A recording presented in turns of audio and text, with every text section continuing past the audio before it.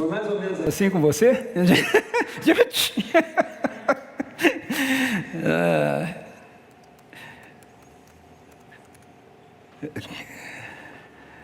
Ok, vamos lá.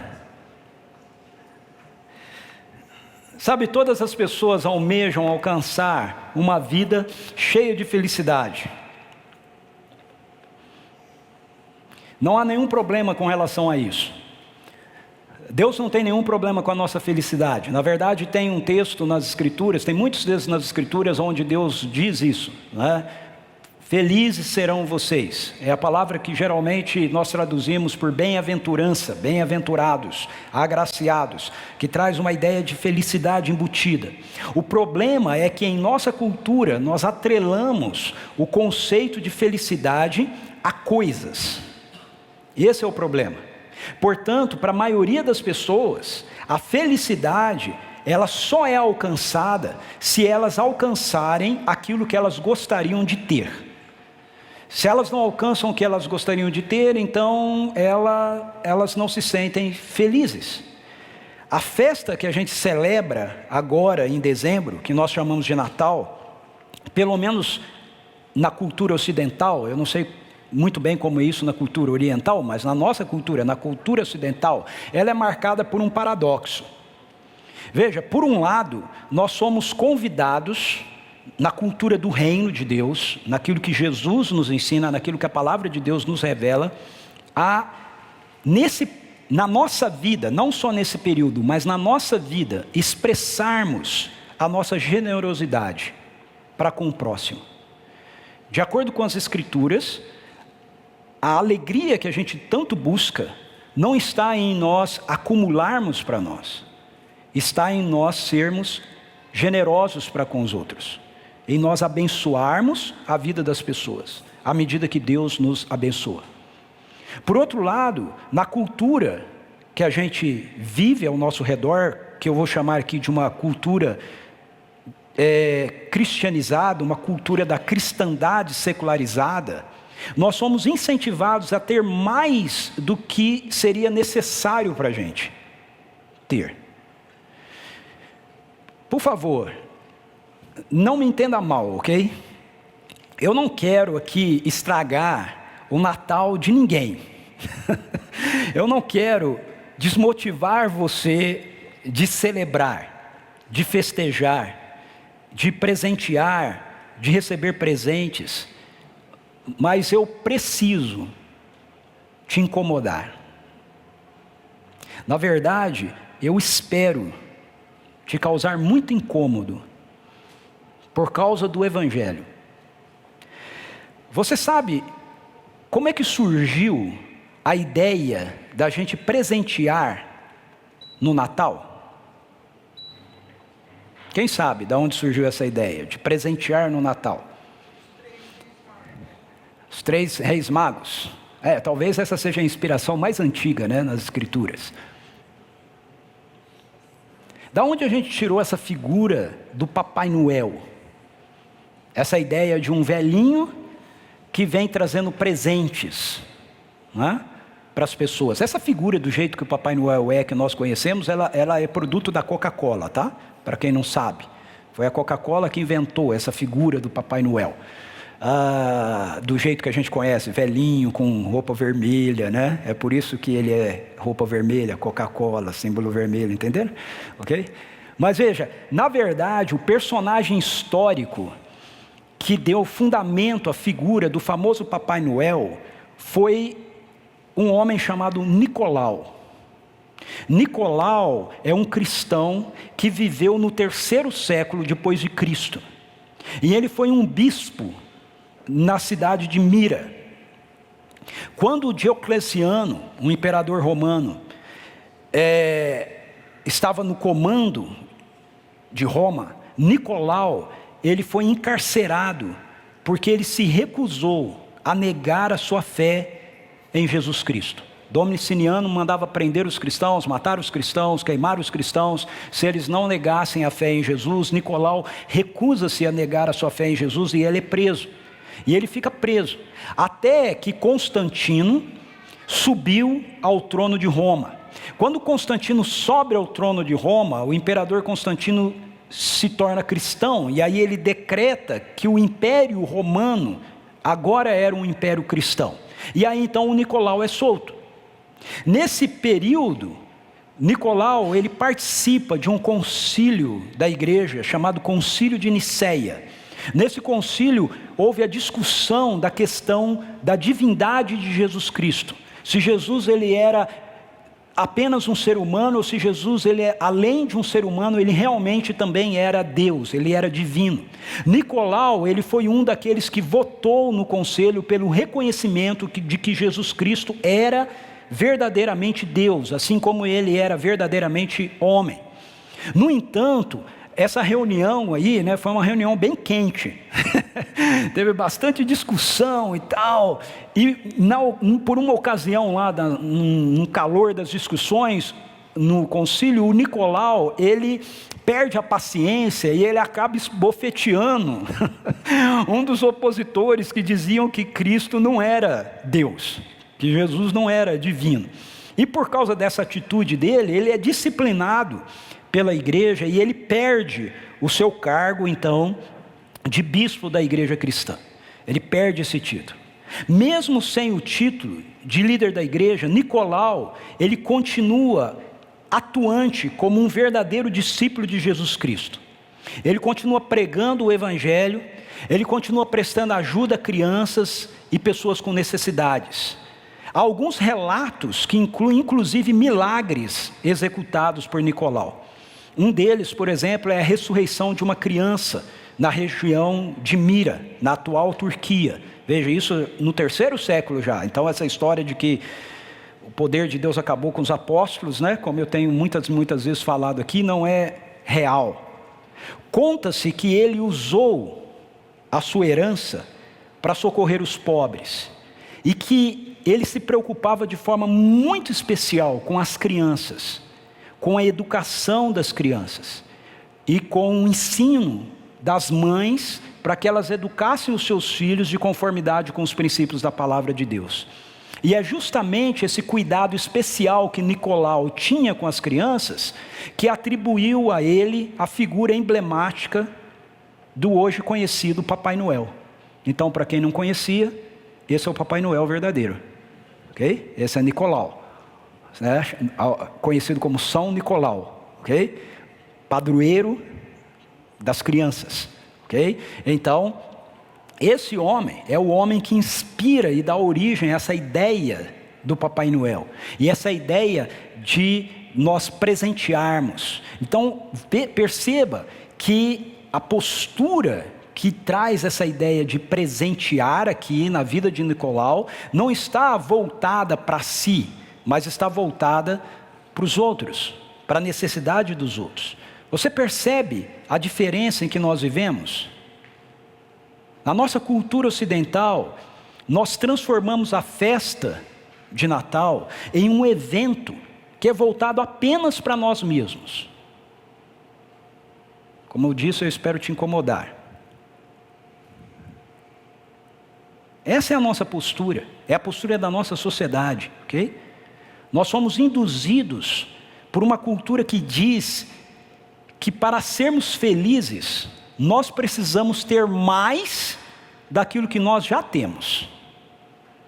Então, na maioria das vezes, isso vai de lugar para lugar, mas dentro da nossa realidade, eu acho que essa é a realidade da maioria de nós que estamos aqui, se não 100%, pelo menos de 99%, não é? As nossas festas de Natal, a gente sempre tem mais do que nós precisamos ter.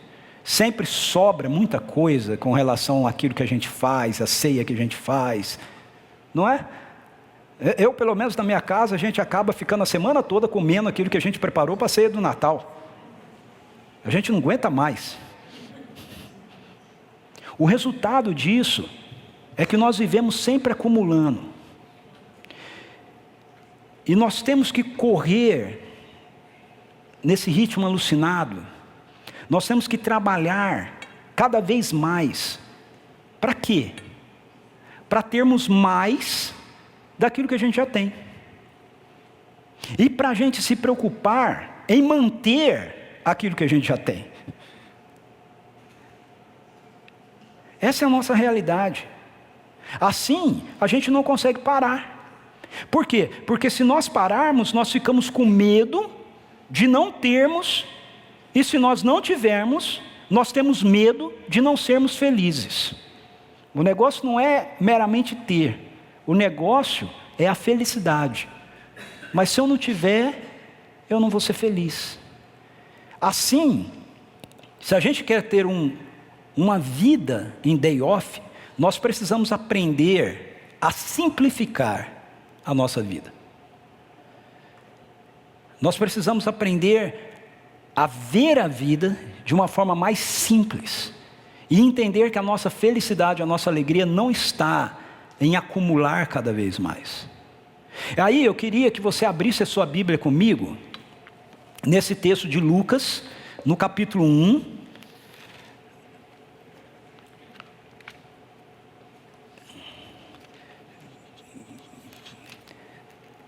Aonde nós encontramos a visita daquele mesmo anjo que visitou o Zacarias no domingo passado,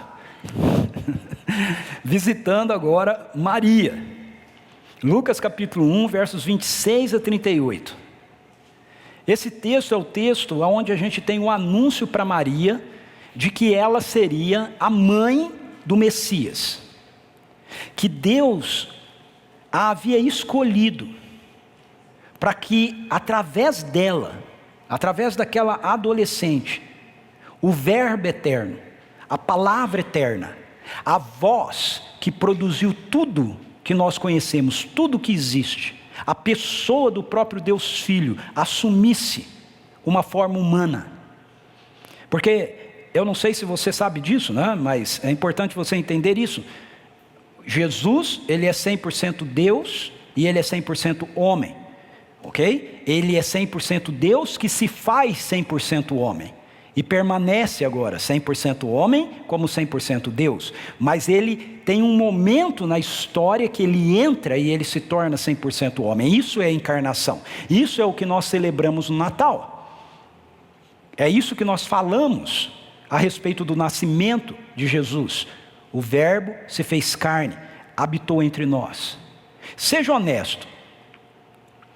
Você acha que Maria precisaria de alguma outra coisa em sua vida para ser feliz?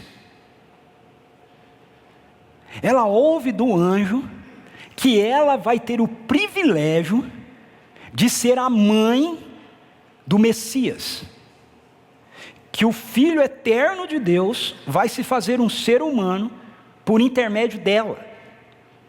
Ela vai estar envolvida com isso. Você acha que Maria precisava correr atrás de alguma coisa a mais para a vida dela? Para trazer felicidade para ela? Pois é. A questão é que o Evangelho nos diz que se nós rendemos a nossa vida a Jesus, a vida dele nasce em nós. E aí vem o meu questionamento. Se Maria não precisava ter mais nada na vida dela para poder ser feliz, porque ela tinha o privilégio de gerar a vida do próprio Filho de Deus, tornando um ser humano, quanto mais nós, que quando nos rendemos ao Evangelho, temos a vida do próprio Deus gerada em nós, não nascendo de nós, vivendo em nós. Então, eu gostaria de olhar para esse texto e ver, assim como Maria, nós vamos ter uma vida simples, quando nós somos expostos a essa revelação maravilhosa de Deus sobre nós. O capítulo 1, versos 26 a 30, eu quero ir lendo o texto com você, ok? Eu vou ler primeiro esses 26 a 33, diz assim: Então no 6º mês, Deus enviou o anjo Gabriel para Nazaré, uma cidade da Galileia, a uma virgem prometida em casamento a certo homem chamado José, descendente de Davi. O nome da virgem era Maria. O anjo chegou ao lugar onde ela estava e, ao se aproximar, lhe declarou: alegra-te, muito agraciada, o Senhor está contigo. Diante de tais palavras, Maria ficou intrigada, imaginando qual poderia ser o motivo daquele tipo de saudação. Mas o anjo lhe revelou: Maria, não temas, pois recebeste grande graça da parte de Deus. Eis que engravidarás e darás à luz um filho, a quem chamarás pelo nome de Jesus. Ele será grande e será chamado Filho do Altíssimo. O Senhor Deus lhe dará o trono de seu pai Davi, e ele reinará para sempre sobre o povo de Jacó, e seu reino nunca terá fim. Veja, Maria recebeu essa revelação a respeito do que Deus estava realizando na história. Maria fazia parte do povo de Israel. O povo de Israel era um povo que havia ouvido, através dos profetas, que haveria de chegar um dia onde Deus enviaria um ungido da parte dele para libertar Israel do jugo de todos os seus opressores. Maria está vivendo num período onde os israelitas, os judeus, estão sob o jugo do Império Romano. Mas eles haviam recebido essa revelação de Deus, de que isso teria um fim, de que Deus iria honrar uma aliança que ele havia estabelecido lá no passado com aquele que formou o povo de Israel, que foi Abraão. Uma promessa de que haveria de chegar um tempo onde uma pessoa, ungida plenamente com a presença de Deus, iria trazer a remissão de Israel e da humanidade. Maria cresceu ouvindo essas histórias. Vai chegar um dia, vai chegar um tempo. Só que agora está acontecendo algo diferente. Maria está ali e de repente aparece um anjo. E esse anjo informa a Maria que o tempo chegou, e que não apenas o tempo chegou, mas que ela é parte daquilo que Deus está fazendo. De que Maria não é apenas alguém que vai assistir, mas ela vai participar do próprio drama, do plano de Deus que está em ação, a redenção. Parece que a notícia que o anjo Gabriel lhe traz é enfocada como sendo algo que gera alegria. Veja, o anjo diz para ela, quando ele chega até ela: alegra-te. O anjo chegou ao lugar onde ela estava e, ao se aproximar, lhe declarou: alegra-te, muito favorecida, o Senhor está contigo. Maria, fique feliz, fique alegre, salte como um bezerro que é solto da estrebaria, solto do curral. Por quê? Porque Deus está contigo. Essa é a revelação. Deus não está com Maria apenas porque o Senhor eterno está presente, mas porque o Senhor eterno vai ser gerado na própria vida dela, através da própria vida dela. Quando nós entendemos que o Senhor está conosco e que nele nós temos a fonte de toda a nossa alegria e satisfação, nós não precisamos mais de correr desesperados em busca de felicidade. Maria, fique alegre, porque você é muito favorecida por Deus. Então veja, quando o Evangelho me acha, quando o Evangelho me encontra, eu tenho essa mesma mensagem: Ricardo, fique alegre, porque você foi muito favorecido por Deus. Quando o Evangelho te encontra, essa é a mensagem: fique alegre, você é muito favorecido. Você não precisa de mais nada para produzir alegria na sua vida. Tudo que você precisa já está em você.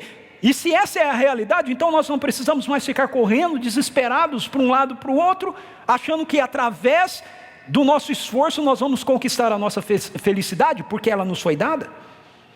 Nós conseguimos simplificar a nossa vida, porque nós já sabemos, já nos foi revelada, que toda alegria é vinda, e ela é uma pessoa. Não é algo, não é uma coisa. A alegria é uma pessoa. A pessoa de Jesus, vivendo em mim, vivendo em você, vivendo naqueles que se rendem a Ele, através da presença do Espírito Santo, que passa a residir em nós, que passa a viver em nós. Então, para simplificar a nossa vida, nós precisamos mergulhar a nossa mente nessa revelação de Deus, que nos foi dada nas Escrituras. Você não vai simplificar a sua vida se a sua mente estiver cheia com a ansiedade que a sociedade impõe sobre nós, para que a gente alcance felicidade. Você vai estar pleno de felicidade quando a sua mente estiver cheia dessa revelação das Escrituras. Quanto mais formos absorvidos pela palavra de Deus, mais revelação nós receberemos dele, e menos necessidade nós teremos de ser presos por tantas outras coisas. Veja, isso é desafiador. Olha como esse texto é um texto inquietante. Jesus diz assim: não tenham medo, pequeno rebanho, pois foi do agrado do Pai dar-lhes o reino. Vendam o que têm e deem esmolas. Façam para vocês bolsas que não se desgastem com o tempo, um tesouro nos céus que não se acabe, onde ladrão algum chega perto e nenhuma traça destrói, pois onde estiver o seu tesouro, ali também estará o seu coração. É um texto inquietante, é um texto desafiante para nós. Por quê? Porque nós somos criados nessa cultura que nos ensina que para sermos felizes nós temos que viver para nós mesmos. Para sermos felizes nós temos que acumular mais, para sermos felizes nós temos que ter mais. Mas aí vem Jesus e diz: não é esse o segredo da felicidade. O segredo da felicidade é você saber que aquilo que Deus dá a você, você pode dar para os outros. Você pode abençoar a vida dos outros. Você não precisa viver preso em você mesmo. Deus supre você e você supre pessoas. Deus abençoa você e você abençoa pessoas. Deus faz por você e você faz pelos outros. Como Maria, Jesus veio e foi formado nela, para que ele pudesse através dela chegar nos outros. A vida de Jesus vem pelo Espírito Santo de Deus em nós, para que através de nós a vida dele possa chegar nos outros. Então, para você ter uma vida simples, você precisa ter essa revelação. Isso precisa ser uma realidade para você. Você precisa ter essa mesma revelação que Maria teve, que Jesus é a alegria plena, que o relacionamento com Ele vai suprir todas as expectativas que você carrega no seu coração e toda a ansiedade que você tem por felicidade. Mas a gente vai simplificar também quando nós compreendemos o poder de Deus. Olha o verso 34 a 37, Maria ouve isso do anjo, e aí ela diz assim: então perguntou Maria ao anjo: como acontecerá isso? Pois jamais tive relação sexual com homem algum. Então o anjo lhe esclareceu: o Espírito Santo virá sobre ti, e o poder do Altíssimo te cobrirá com a sua sombra. E por esse motivo, o ser que nascerá de ti será chamado Santo, Filho de Deus. Saiba também que Isabel, tua parenta, dará à luz a um filho, mesmo em idade avançada, sendo que este já é o 6º mês de gestação para aquela a quem julgavam estéril, porquanto para Deus não existe nada que lhe seja impossível.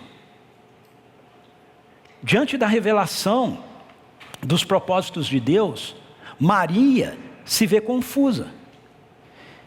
ela não compreende como é que seria possível acontecer aquilo que o anjo afirmou que aconteceria. Por quê? Porque aquilo não está dentro da lógica. Ela não é casada, ela não tem relacionamento com homem algum. Talvez essa pergunta dela tivesse entre parênteses, eu estou conjecturando, ok? Tivesse entre parênteses a ideia, será que eu preciso então me relacionar com José? Será que é isso que ele está dizendo? Ela não está entendendo o que ela tem que fazer. O anjo está dizendo que ela vai ficar grávida, e ela sabe que ela não pode ficar grávida sem ter tido relacionamento com ninguém. Mas ela diz, como é que vai ser isso? Eu nunca tive relacionamento com ninguém. E aí, a resposta do anjo nos coloca frente a uma realidade com a qual nós temos grande dificuldade de lidar na nossa cultura de desempenho. O anjo diz, você não vai fazer nada, é Deus quem fará em você. Não basta conhecimento sobre a palavra de Deus, não basta sabermos sobre Deus, sobre quem Deus é, sobre o que Deus fez, e nem mesmo sobre o que Deus faz. Nós precisamos conhecer o seu poder na nossa própria vida. O anjo diz para Maria, o poder do Senhor virá sobre você. A sombra do Onipotente vai te envolver. E o poder de Deus vai operar em você. O poder de Deus está atrelado diretamente à pessoa de Deus. É muito importante nós entendermos isso. Ao contrário das religiões de uma forma geral, aonde existe essa ideia de que as pessoas podem ter um relacionamento e um acesso ao poder sem ter um relacionamento com a pessoa, isso é impossível no que diz respeito ao Deus revelado nas Escrituras, ao Deus que se revela em Jesus. Você não pode ter o poder dele sem ter a pessoa dele, porque o poder dele é uma pessoa, o poder dele tem a ver com ele próprio. Veja o que o anjo diz para ela, o Espírito Santo virá sobre ti, o Espírito Santo virá sobre ti, e o poder do Altíssimo te cobrirá com a sua sombra. Não são coisas diferentes. Ele não está dizendo o Espírito Santo virá e o poder de Deus, não, o Espírito Santo virá, e porque o Espírito Santo virá, o poder de Deus, que é o Espírito Santo, te cobrirá com a sua sombra. Nós precisamos conhecer o poder dele na nossa própria vida.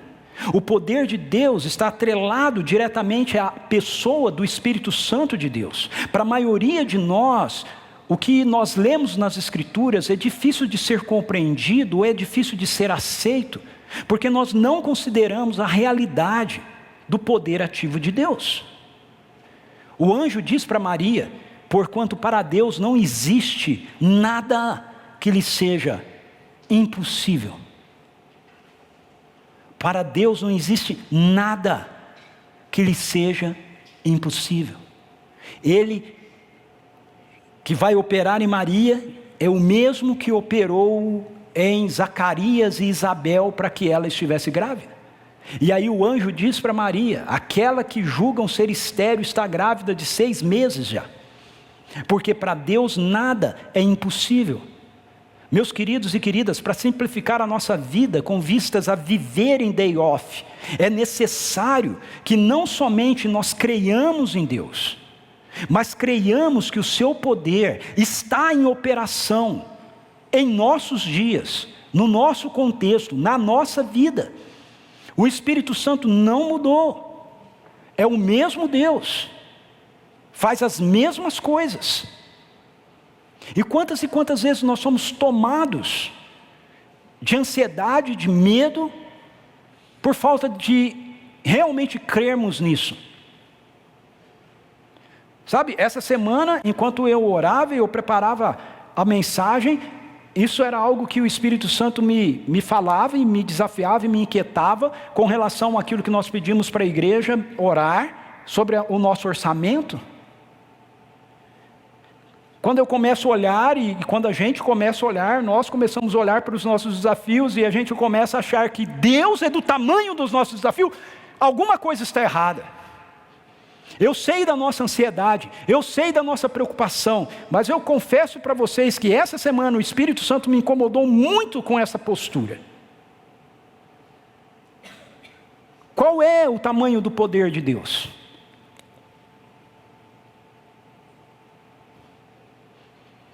Eu tenho que diminuir Deus no tamanho das minhas possibilidades? Ou eu tenho que ousar a crer que para Ele não há impossíveis? Sem experimentarmos o poder de Deus como uma realidade operante na nossa vida, nós sempre iremos considerar o Senhor como um plano B. Sempre. Eu vou repetir. Quando nós não experimentamos a realidade do poder de Deus na nossa vida, Deus sempre se torna um plano B. Ou seja, a gente sempre faz tudo que está ao nosso alcance primeiro, a gente sempre usa todas as nossas estratégias, a gente usa sempre toda a nossa capacidade, influência, sabedoria, e aí, quando não dá certo, a gente diz assim, a gente precisa orar. A gente precisa clamar ao Senhor. A gente precisa pedir socorro para Deus. Sempre vamos achar que primeiro temos que fazer tudo o que estiver ao nosso alcance, para depois a gente esperar a ação de Deus. Como foi diferente com Maria, né? O anjo não falou para ela, então Maria, casa logo. Aí o Senhor vai abençoar e... Não, ele falou, não tem nada a ver com o que você vai fazer, tem a ver com o que o Senhor vai fazer. Com o que Ele vai fazer. Quando nós entendemos que Deus é por nós e não contra nós. Você entende isso? Deus é por você. Ele não é contra você. Sabe, quando Deus não faz algo na nossa vida, que a gente tanto espera, não é porque Ele é contra nós, é porque Ele é por nós. Nós não sabemos, mas aquilo que nós estamos querendo não é bom. Não é bom do jeito que a gente está achando que é, ok? Não é bom. Deus é por você, não contra você. Você precisa acreditar nisso. Que Ele está em missão. E que nós somos envolvidos com aquilo que Ele está fazendo. Quando a gente compreende isso, nós vamos aprender a simplificar a vida, para termos mais tempo com Ele. Porque nós vamos entender que é mais tempo com Ele, o que na verdade nós precisamos. Não é de mais coisas, é de mais da presença dEle. Certa vez uma pessoa me questionou sobre algumas vezes que eu oro dizendo assim, mais de Ti, Senhor. E a pessoa me diz assim, nós já temos Deus, por que você pede mais de Ti, Senhor? Porque Deus é um oceano, e eu sou uma vasilhinha. Nunca cabe em mim tudo que é Ele. Então sempre tem mais dEle para ser derramado em mim. Sempre tem mais dEle para ser dado para você. O dia que nós acharmos que a gente tem tudo que Deus é, nós vamos estar mais longe dEle do que nunca imaginamos. Sempre há mais dEle para receber. Porque nós estamos falando de um Deus infinito, nos dando da presença dEle para seres finitos. A sombra dEle precisa sempre estar sobre nós. Quando a gente entender isso, é dEle que eu preciso. Eu consigo diminuir o ritmo. O meu desespero, o meu estresse, a minha correria, a imposição que a sociedade faz sobre mim, para que tudo aconteça. eu vou dizer, ei, ok, day off. Mas por último, nós precisamos entender que a gente simplifica quando nós acolhemos a vontade de Deus para a nossa vida. Maria ouve, e aí vem a reação dela. O verso 38 diz assim: diante disso, declarou Maria. E essa declaração de Maria se tornou um epiteto, né? Uma frase célebre.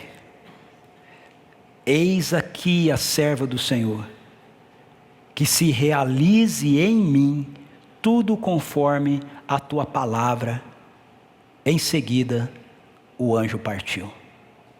Eis aqui a serva do Senhor, que se realiza em mim, que se cumpra em mim, tudo conforme a tua palavra. Esse é um ponto muito importante. Por quê? Porque embora Deus possa nos levar a fazer exatamente aquilo que Ele quer, Ele é todo poderoso, ok? Se Deus quiser que você faça algo do jeito que Ele quer, Ele pode te obrigar a fazer isso. Mas esse é o ponto. Não é assim que Ele age. Isso que é interessante em Deus. Apesar dele ter toda a autoridade e todo o poder, o que Ele nos mostra ao longo de toda a sua palavra, é que Ele espera um posicionamento favorável da nossa parte para com a vontade dEle. Talvez isso seja algo difícil para a gente entender, porque eu sempre fico pensando, se eu fosse Deus eu faria isso assim. Mas esse é o problema, ok? É por isso que eu não sou Deus. É por isso que você não é Deus. Porque se nós fôssemos, nós íamos impor aquilo que a gente quer. Mas esse é o diabo. Esse não é Deus. O diabo é que te escraviza. O diabo é que impõe sobre você aquilo que ele quer que seja feito do jeito dele. Não Deus. Deus sempre te convida. Maria, você fica muito alegre porque você é favorecida diante do Senhor. Mas as coisas só se desenrolam a partir do momento que Maria diz: ok, eis aqui a tua serva, que seja feita em mim conforme a tua palavra. Para simplificar a vida, é necessário que entendamos qual é o nosso lugar naquilo que Deus está fazendo na história. Pode parecer muito bonito, né, essa frase de Maria, e é, né? Mas você precisa entender as implicações disso. Uma primeira implicação é que Maria vai aparecer grávida diante de José, sem ter se relacionado com ele. E ela vai dizer para José: não, mas foi Deus. A conta é outra. José vai acreditar, se você ler o Evangelho de Mateus, só porque o mesmo anjo vai falar com José, viu? Porque, sinceramente, quem aqui ia acreditar nisso? Maria teria que enfrentar a sua sociedade. Segundo os historiadores bíblicos, ela deveria ter por volta de 15 a 16 anos aqui, quando ela ficou grávida. Ela era prometida em casamento para José. Ela não estava casando com José.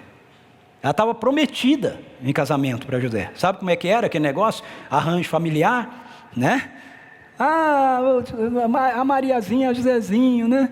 Ah, que lindinha, Maria, né? O José, então, né? Ah, eles podiam casar, né? Ah, podia. Vamos acertar isso? Vamos. E aí os dois bebezinhos lá que não estão sabendo de nada, coitados, né? Cresce já sendo prometido. Ó, você vai ser a mulher do José, viu? Você não pode gostar de outro, não. É isso que está acontecendo. Mas Maria, ela se entende dentro do todo daquilo que Deus está fazendo.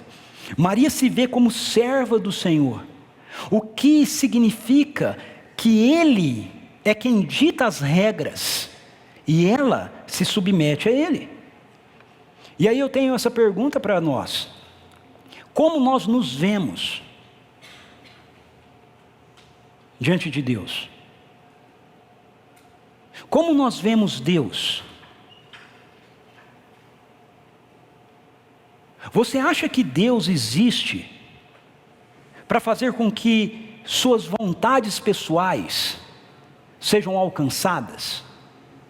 Porque sabe, tem muitos lugares, infelizmente, meus queridos, eu tenho que falar isso aqui, tenho que ser honesto aqui, ok? Não quero falar mal dos outros, mas eu preciso falar isso aqui com clareza. Tem muitos lugares hoje que levam o nome de igreja, que reúne pessoas, aonde o evangelho que está sendo pregado não é o evangelho de Jesus Cristo.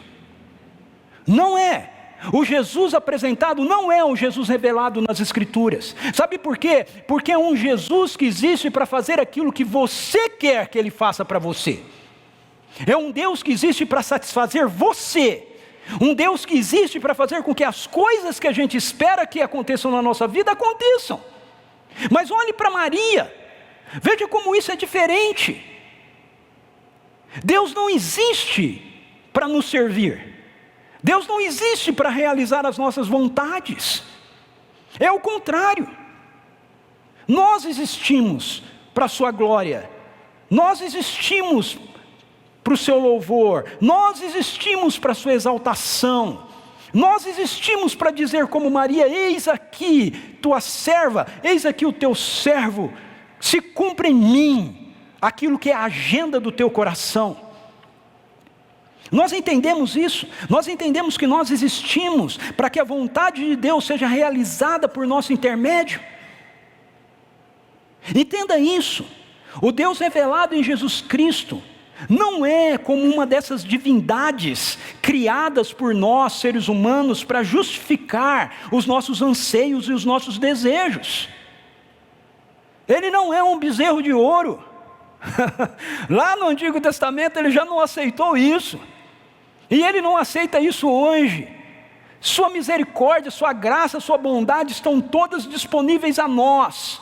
Mas para que a vontade dEle seja executada, realizada em nossas vidas, e a gente diga: se cumpre em mim aquilo que o Senhor quer. Ele não pode ser manipulado. Ele não pode ser controlado. Sua mão providente e poderosa está movendo a história, levando ao desfecho final. Desfecho esse que foi estabelecido desde antes da fundação do mundo, antes do início. O desfecho tem a ver que Deus criaria um povo que seria o seu povo santo, que Ele enviaria o seu Filho para que Ele pudesse desposar uma noiva linda, perfeita, sem impureza, sem mácula, para que essa noiva vivesse com Ele por toda a eternidade. Essa é a história. Isso é o Natal. Somos nós que temos que acolher a vontade dEle, e não Ele que tem que acolher os nossos caprichos. Jesus Cristo não morreu e ressuscitou para que mais de nós mesmos nos fosse dado. Jesus morreu e ressuscitou para que mais dele nos fosse dado. Eu vou repetir, porque se você esquecer tudo que eu falei hoje aqui, eu quero que você se lembre disso. Jesus não nasceu, morreu e ressuscitou para que mais de nós mesmos nos fosse dado. Ele fez isso para que mais dele nos fosse dado. Você só simplificará a sua vida se entender que o mundo e a história não é sobre você, é sobre Jesus. E eu quero concluir dizendo que Jesus, Ele nunca pede a nós para fazermos qualquer coisa que Ele mesmo não esteja disposto a fazer. E aí quando a gente olha para a vida de Jesus, a gente percebe que o próprio Jesus escolheu a simplicidade para a sua vida. Ele nasceu e foi depositado numa manjedoura, numa estrebaria. Você consegue entender o que está acontecendo aqui? Ele é o dono de tudo o que existe. Paulo, em Filipenses capítulo 2, versículos 5 a 11, diz para a gente: seja a atitude de vocês a mesma de Cristo Jesus, que embora sendo Deus, não considerou que o ser igual a Deus era algo a que devia apegar-se, mas esvaziou-se de si mesmo, vindo a ser servo, tornando-se semelhante aos homens, e sendo encontrado em forma humana, humilhou-se a si mesmo, e foi obediente até a morte, morte de cruz. Ele se esvaziou, ele simplificou-se para se tornar um de nós. Ele se limitou. Ele, que é dono de tudo, abriu mão de tudo que lhe pertencia, para que pudesse trazer eu e você e cada ser humano de volta para a casa do Pai. E por causa da sua atitude, Paulo diz: por isso Deus o exaltou à mais alta posição e lhe deu o nome que está acima de todo nome, para que ao nome de Jesus se dobre todo o joelho nos céus, na terra e debaixo da terra, e toda língua confesse que Jesus Cristo é o Senhor, para a glória de Deus Pai. Toda língua confesse que Jesus Cristo, aquele bebê depositado numa manjedoura, é a glória do Deus Pai. Vamos orar? Você quer felicidade?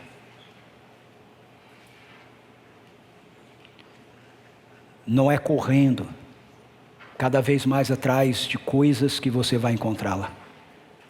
É simplificando a sua vida de tal maneira que você possa conceder lugar no seu coração para Jesus. Lugar na sua vida para Jesus.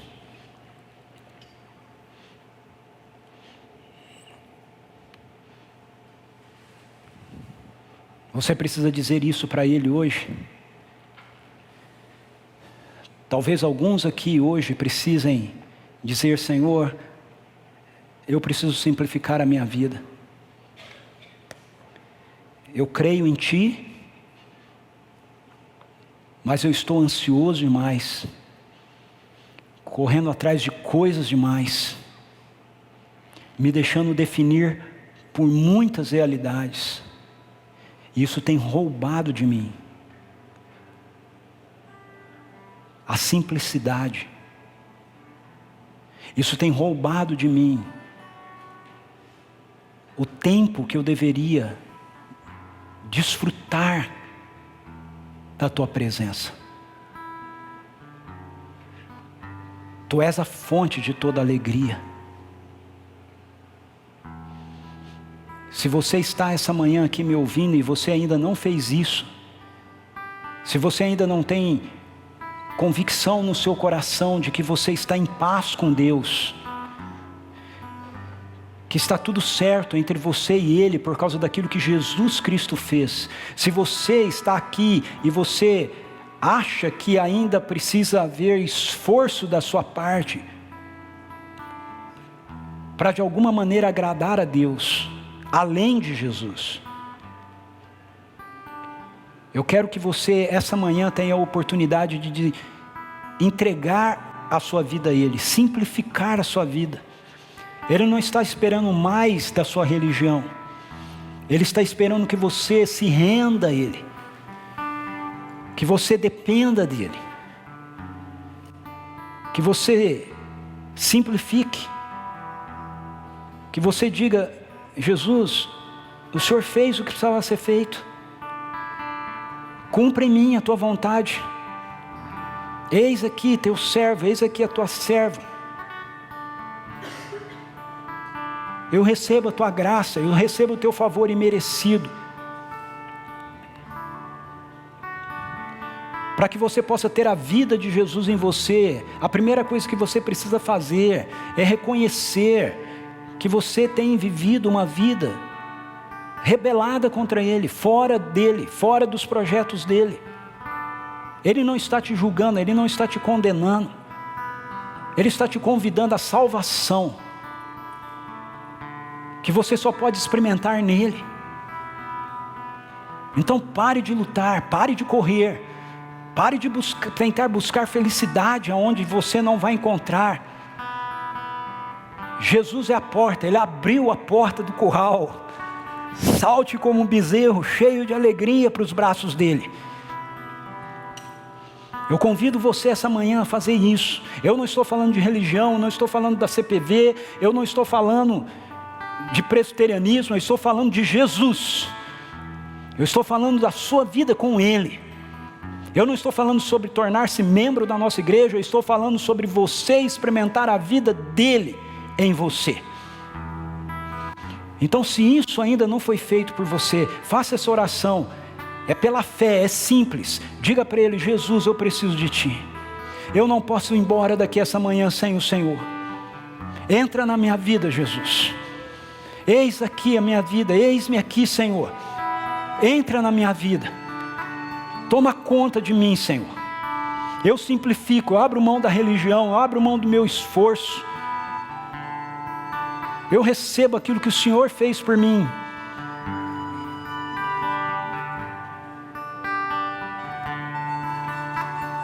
Diga para Ele: Senhor, eu preciso sair daqui em paz com o Senhor hoje.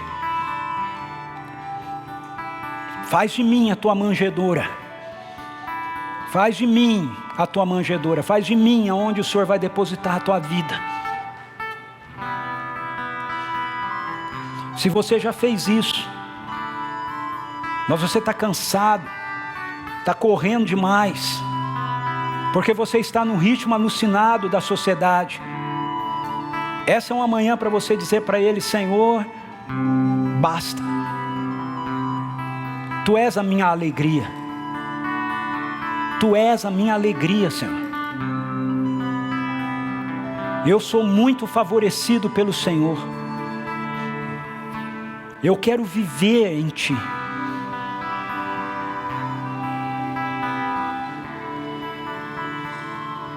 Mais, Espírito Santo. Mais. Vamos ficar em pé.